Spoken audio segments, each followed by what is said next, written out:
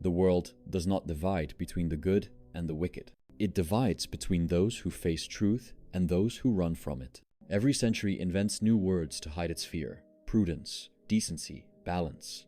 But beneath these words lies the same trembling instinct, the refusal to see what is. To live in truth is to live without shelter. And that, my friend, is what man fears most. Cowardice is not an exception. It is the rule. It is the hidden religion of the human race worship of safety, obedience, belonging. From the cradle to the grave, man kneels before his own shadow, praying that no one will notice. He fears not death, but exposure. He fears not pain, but the stripping away of illusion. He would rather rot in comfort than awaken in anguish. They tell you courage is a virtue, but virtue is what cowards invent to decorate their fear. The brave have no virtue, only clarity. They act because they must, not because the crowd approves. Listen to the silence beneath civilization. It hums with the sound of submission. The millions march in perfect rhythm, not because they believe, but because they are afraid to stop. And every step echoes with the same hidden prayer: don't make me see myself. Look around you. The office clerk pretending his life matters. The preacher selling forgiveness like opium. The politician trembling behind slogans of virtue. The influencer moralizing for applause. Each hides the same wound: terror of insignificance. The human animal has learned to hide its fear beneath moral language. But strip away the robes of righteousness, and you will find a small creature clutching comfort like a crucifix. We are not ruled by reason, but by refuge, by the desperate need to be safe, even from truth itself. Society, morality, progress, all are masks woven by the trembling will. Cowardice has simply learned to dress well. Every human heart carries a small, trembling center, the will to live. From that root springs every flower of fear. For to desire life is to dread its loss. And the more one clings, the more one trembles. Fear is not an intruder. It is the pulse of existence itself. It is the echo of the will's attachment, the shadow cast by wanting. He who has much to protect has much to fear. And so civilization grows more cowardly with every possession it accumulates. Cowardice begins where attachment begins. The moment man says, "This is mine," he has built his first prison. He who wants nothing can face everything. He who wants everything must hide from himself. In the marketplace of modern souls, bravery is myth. Fear is the economy. People sell their conscience for stability, their thoughts for approval, their time for the illusion of control, and yet they call it responsibility. They bow to fear and call it wisdom. They obey and call it maturity. The coward is not evil. He is merely honest in his weakness, though he will not admit it. He shapes his identity around belonging, not being. He does not live, he adjusts. He does not speak, he echoes. He survives by dissolving into the crowd. To understand cowardice is to see the architecture of the ego itself. The self is a fortress, built from fear every belief, a brick against uncertainty. The coward must defend his image, for it is all he has. And so he becomes an actor in the theater of acceptance. Watch him at work. He speaks only what others wish to hear. He dresses as he is told. He nods when he should question. He kneels when he should stand. And each small obedience becomes a rehearsal for death, the slow suffocation of the soul. Fear has learned to disguise itself as virtue. Caution becomes wisdom. Conformity becomes politeness. Cowardice becomes kindness. The moral man is often the most frightened of all, terrified of what he might be if stripped of approval. And so, the world praises those who blend in. Society loves nothing more than the agreeable slave. The crowd will forgive cruelty sooner than independence. Cowardice hides behind every polite smile. It smiles at injustice, bows to mediocrity, and applauds lies to avoid exile. The coward's true terror is solitude, the only condition where truth is heard. Every man tells himself a single lie: I am good because I am afraid. He confuses fear with morality, obedience with virtue. But goodness born of fear is not goodness, it is paralysis. It is the silence of the enslaved heart, pretending to be noble. They call their trembling peace. They call their submission harmony. But peace without truth is only a coma. Look at the moralist, his pride, his certainty, his trembling hand pointing at the sinner. He despises others not because they are evil, but because they are free. His morality is envy wearing the mask of holiness. He cannot forgive those who dare. Cowardice and morality dance in perfect symmetry. The moral code becomes the defense mechanism of the weak. It allows them to condemn what they cannot face in themselves. They say, "You must not," because they dare not. They say, "That is wrong," because it frightens them. They invent sin to justify their surrender. Even religion, that towering edifice of human devotion, is a monument to fear. Man trembles before the unknown, so he invents a fatherly God to promise protection. He obeys not out of love, but terror of abandonment. And when he calls this submission faith, he sanctifies cowardice itself. Fear disguised as virtue, submission disguised as devotion, cowardice disguised as morality. This is the true trinity of the modern soul. Imagine the faceless multitude moving as one, eyes lowered, hearts synchronized to the drumbeat of safety. No one dares step aside. No one dares stop marching. For to stop is to see, and to see is unbearable. One dares to whisper, "This is madness." The crowd turns upon him, howling not from anger, but from panic. He has broken the spell, and they will destroy him to restore their peace. This is how societies maintain order through collective cowardice. Each individual sacrifices his own clarity to preserve the illusion of harmony. The herd survives by devouring those who stand still. But the brave man, the one who refuses to kneel, is not their enemy. He is their mirror, and that is why they hate him. They sense that his solitude contains a freedom their obedience will never touch, and so they mock what they envy, condemn what they secretly desire. In every age, the courageous are crucified, not because they are wrong, but because they remind the world of its fear. Every night, in the privacy of their thoughts, the cowards pray the same prayer. Let me be accepted. Let me be safe. Let me not be seen. And they wake the next day wearing the armor of routine, pretending it is a life. But somewhere within them, faint, barely audible, there is a scream. The dying echo of what they might have been. They think courage is a matter of conquest, of war, of grand gestures. But true courage begins in the smallest act, the refusal to lie to oneself. Måste man never They fear what the mirror might say, so they decorate their reflection with titles, virtues, and masks, and call that living. There is a strange tenderness in this tragedy. Cowardice is not a moral defect. It is the shadow of being human. To exist is to fear, but to refuse to look at that fear is to die before dying. The coward suffers most, not from danger, but from self-deception. He must constantly disguise his trembling with words, rules, and symbols. He must live in denial of his own fragility, clutching illusions as lifeboats on a calm sea. But the sea is never calm forever. Fear is the first truth of life. Cowardice is its first lie. The moment you see both clearly, something within you begins to wake, and that awakening is not comfort.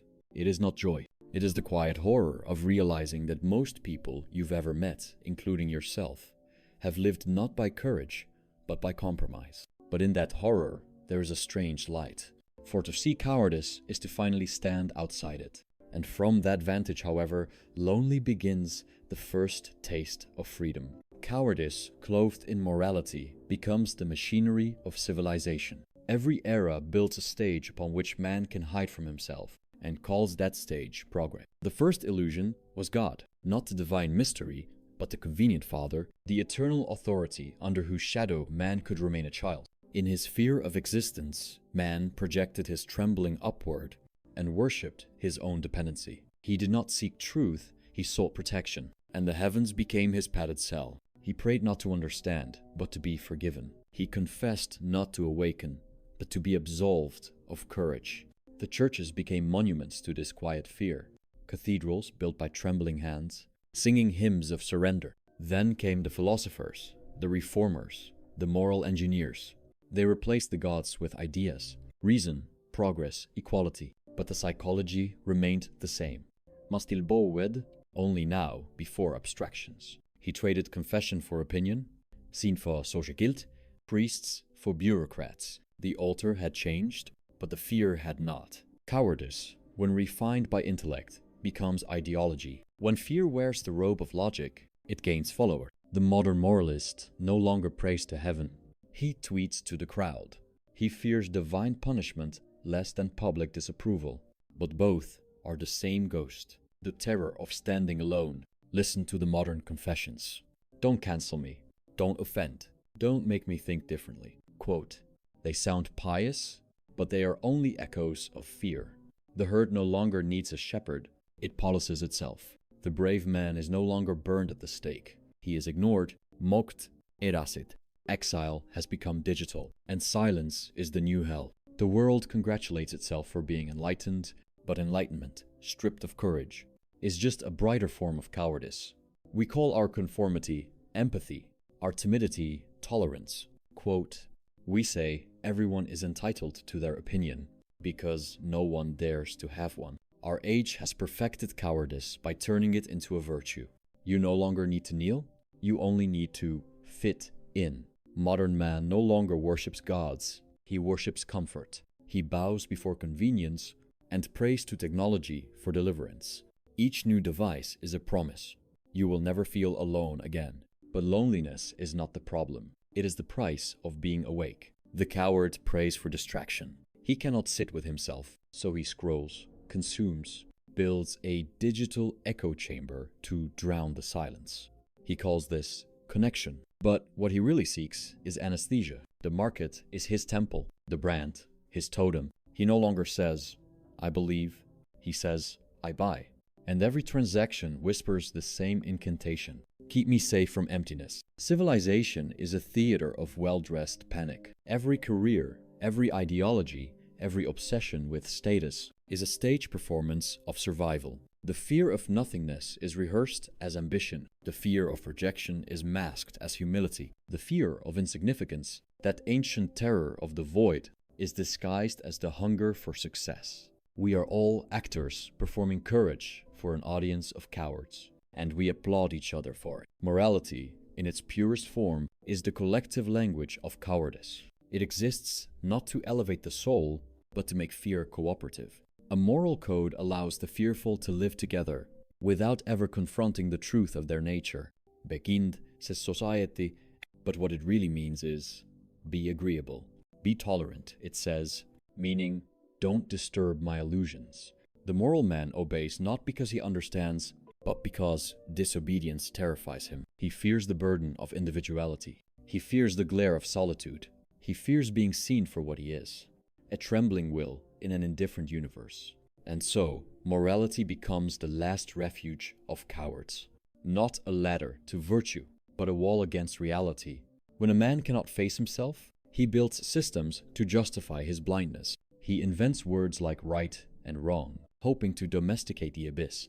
But the abyss does not obey language. It waits silent, patient, eternal, and in the quiet moments of honest reflection, it stares back. Every coward lives two lives, the one the world sees, and the one he hides inside. Outwardly, he smiles, he obeys. He builds a life of small certainties, so no one suspects the trembling beneath. But inwardly, his soul is a battlefield of hesitations.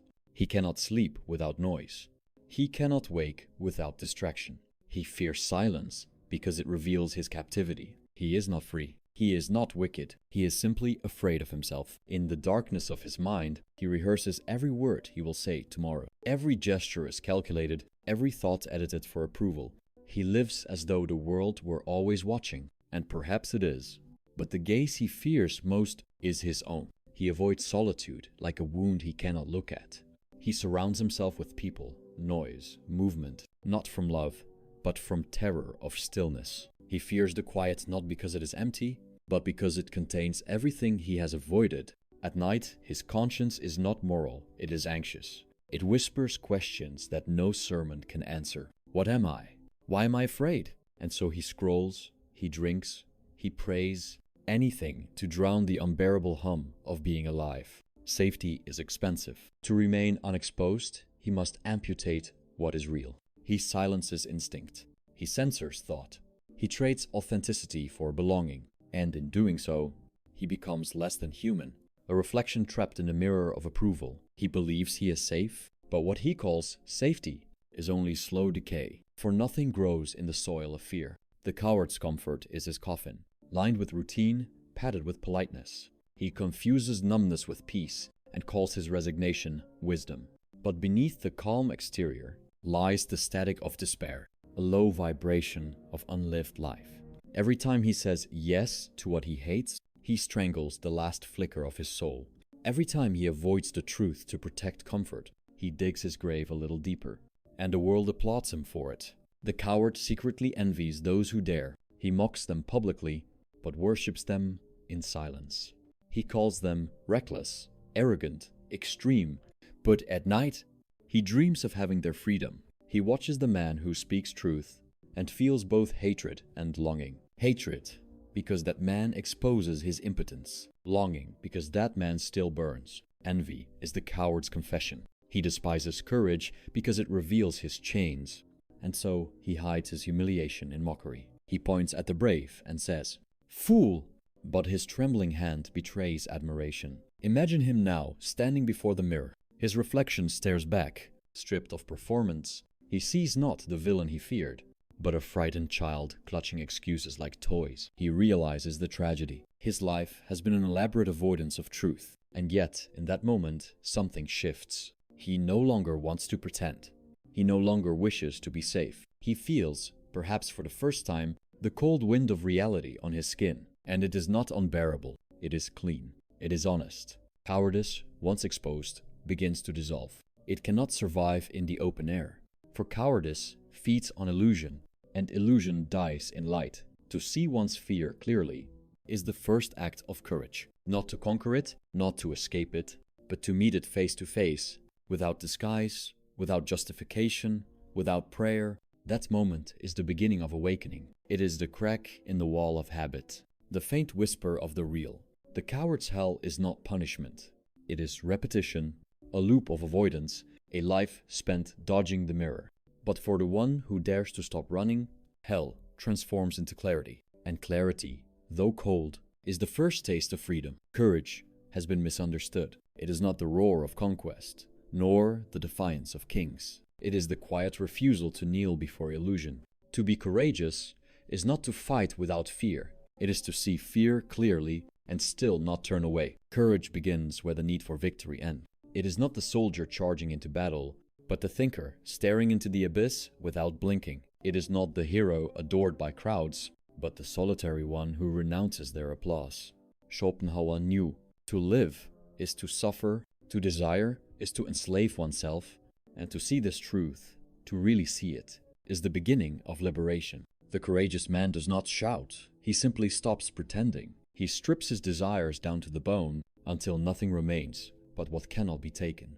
And that is freedom. He who renounces illusion becomes untouchable. No insult can wound him, no loss can destroy him, for he has already accepted the futility of possession. The coward builds a fortress of denial. The courageous man stands naked in the storm. He has no armor, only awareness. And awareness, though it cuts like ice, is the only purity the soul will ever know. The courageous man is condemned to solitude. For when one sees clearly, the crowd becomes unbearable. Its chatter, its posturing, its self-deception, they ring hollow, like laughter in a graveyard. To walk alone is not a choice, but a consequence. When your vision pierces illusion, you no longer belong among those who worship it. He wanders through life like a ghost among sleepers. They call him cold, distant, detached. But his detachment is not pride, it is clarity. He no longer begs illusions to feed him. He no longer hungers for belonging among the blind. To the coward, solitude is hell. To the courageous, it is sanctuary.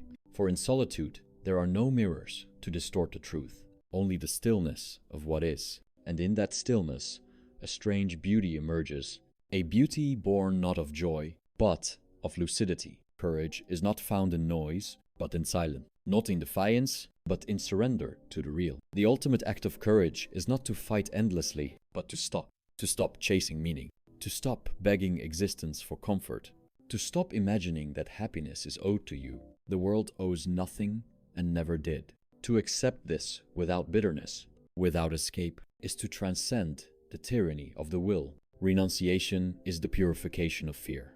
It is the moment when the soul, exhausted from endless struggle, lets go not from despair, but from understanding. The coward clings to life as if it were a possession. The courageous one holds it lightly, like a leaf that falls when the wind calls. He does not fight fate, he walks beside it. He does not curse pain, he recognizes it as the signature of being. In this surrender there is no weakness.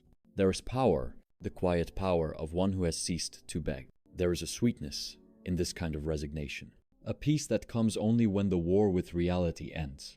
The coward's peace is anesthesia. The brave man's peace is awareness. One sleeps, the other sees. Never has humanity been so loud about its virtue and so silent about its fear. We have replaced gods with gadgets, but our trembling remains the same. We have exchanged priests for influencers, but the sermons continue, preached not from pulpits, but from screens. Modernity did not destroy cowardice. It industrialized it. Technology became the perfect mirror for fear, a global echo chamber where no one must face silence again. We call it connection, but it is dependence, a network of digital crutches built by those too afraid to limp alone. We live in an age where exposure is death. One wrong word, one unpopular truth, and the mob descends. A world where courage is punished not by execution, but by isolation. We no longer burn heretics. We simply delete them. Civilization, in its essence, is a shelter, a pact among the terrified. We build systems, rituals, and hierarchies to defend ourselves from the vastness of the unknown. We invent purpose to distract from futility. We call this meaning. Each generation adds another layer of insulation, more comfort, more distraction, more noise. And with every new convenience, humanity grows softer, duller, more compliant. We have mastered survival, but forgotten existence. Our comforts have not freed us, they have embalmed us. Comfort is not the opposite of suffering. It is the slow suffocation of the soul. We have built a new God, the collective opinion, a deity that demands constant worship and immediate obedience. People no longer think they perform. They do not believe they brand. The truth has become a costume, tailored to fit the mood of the crowd. In this theater, the bravest act is silence. To withhold an opinion is now an act of rebellion. To speak honestly is an act of treason. We mistake noise for intelligence, outrage for morality, agreement for truth. But truth, real truth, has no audience. It whispers only to those who can endure being ignored. Our age sells fear disguised as necessity. Every advertisement whispers, "You are not enough." Every product promises to make you safer, smarter, desirable, and every purchase tightens the leash around your will. Consumerism is the coward's paradise. It allows one to feel in control without ever confronting the void. We do not buy to express freedom. We buy to decorate our prison. The market does not sell goods. It sells anesthesia. It numbs the ache of existence with endless stimulation until the individual forgets that silence was once sacred. We fear boredom because boredom reveals truth. We fear stillness because stillness unmasks the will. And so we stay busy, terrified of the moment when we might truly see. Every government is built on one unspoken truth. The crowd would rather obey than think.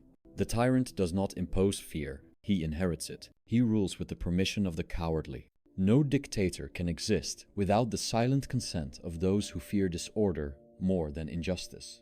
And so the citizen kneels, whispering that he is practical. He tells himself he is powerless, and in believing it, he becomes so. Obedience disguised as virtue, submission marketed as safety. This is the political masterpiece of the age. Freedom terrifies the coward. Responsibility crushes him. He would rather trade his soul for comfort than his comfort for truth. The brave man, seeing this, withdraws. He does not fight the herd. He steps aside from it. He lets it trample itself, while he walks quietly toward the horizon where the noise cannot reach. Cowardice has never been so sophisticated, never so polite, never so celebrated. We dress our fear in humanitarian language, our submission in progress, our emptiness in luxury. We mistake motion for meaning and attention for worth. The world no longer burns witches. It rewards them with followers. It no longer crucifies prophets. It drowns them in applause. And still, beneath it all, the ancient trembling remains.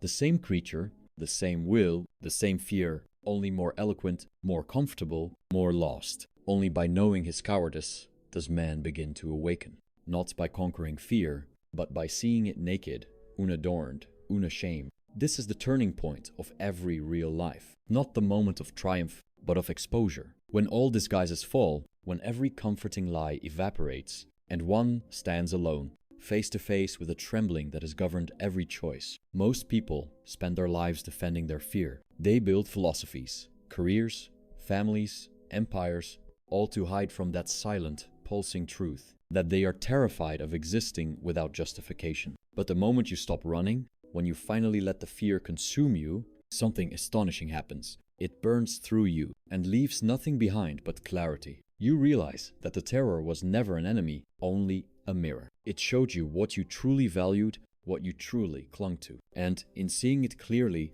you can finally release it. The coward resists the truth.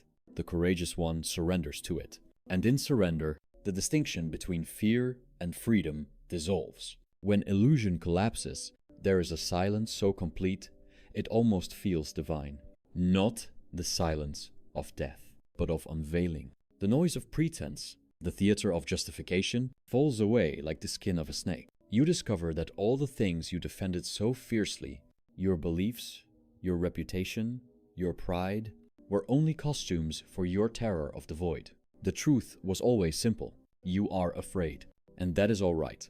The entire machinery of morality, the architecture of civilization, the sedatives of distraction, they exist because man could not accept this simplicity. But when you stop lying, when you say to yourself, yes, I am afraid, without resistance or excuse, something ancient shifts. Fear loses its grip. It no longer hides beneath guilt or pride. It simply is. And what simply is cannot enslave.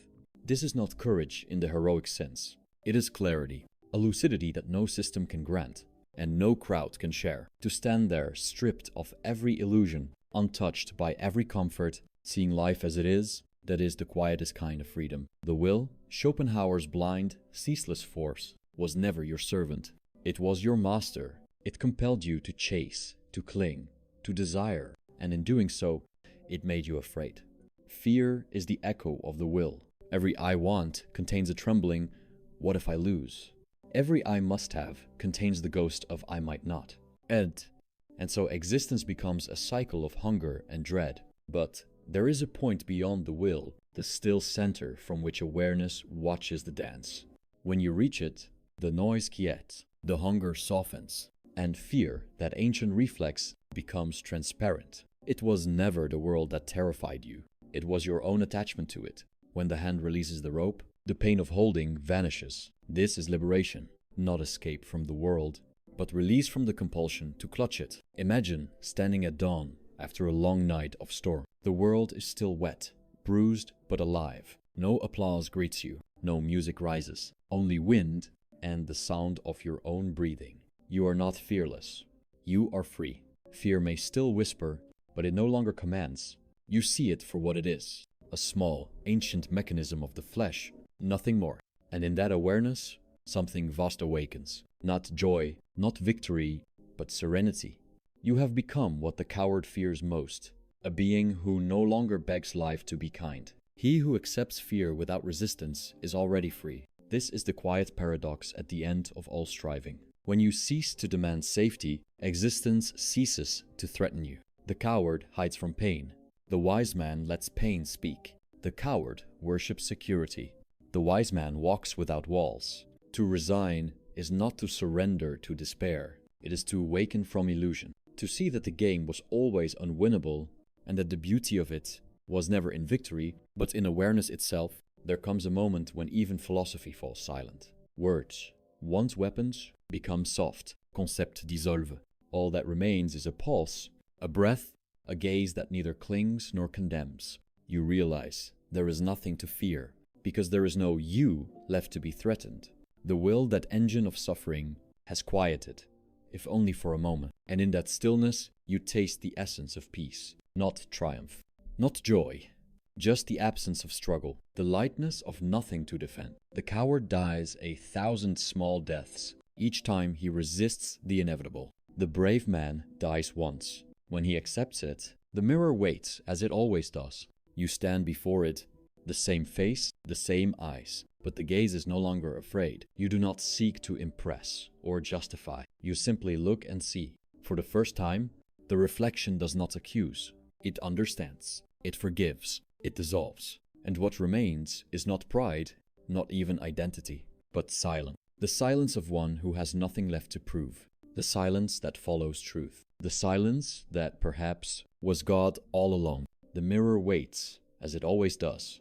You stand before it, the same face, the same eyes, but the gaze is no longer afraid. You do not seek to impress or justify. You simply look and see. For the first time, the reflection does not accuse. It understands. It forgives. It dissolves. And what remains is not pride, not even identity, but silence. The silence of one who has nothing left to prove.